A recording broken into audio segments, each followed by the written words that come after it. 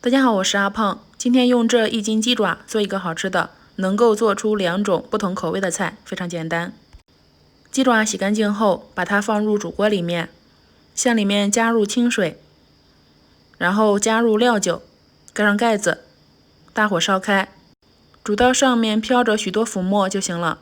再用漏勺控水捞出，然后放到漏篮里面，趁热用流动的清水把鸡爪表面的浮沫清洗干净。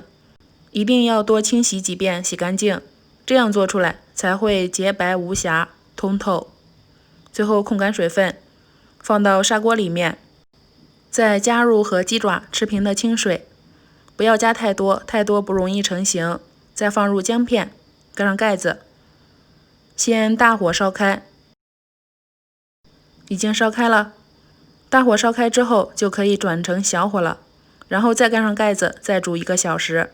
1个小时后，向里面加入1勺食用盐，然后再盖上盖子，再煮10分钟。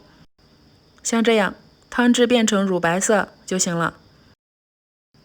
然后再用漏勺把鸡爪捞出来，先放入到大碗中，剩下的鸡汤放在砂锅里面就行了，再让它自然冷却。鸡爪可以用来做红烧菜吃，配上自己喜欢吃的蔬菜，做成红烧味。都非常的棒。我这里搭配的是冬瓜。鸡汤放凉后，上面会有一层油膜，用筷子把它挑出来就行了。然后找一个模具，上面放上漏网，把放凉的鸡汤再过一下筛，这样可以去除杂质。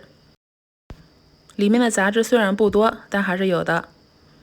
最后合上盖子，放入冰箱冷藏1夜就定型了。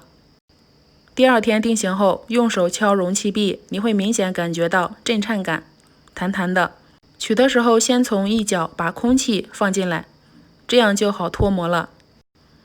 看一下，非常的有弹性。吃的时候我们可以把它切成片。当然了，做好的鸡冻也可以用来做灌汤包吃，那叫一个美味。再来看一看，这样做出的鸡冻洁白无瑕，Q又弹，非常的有弹性。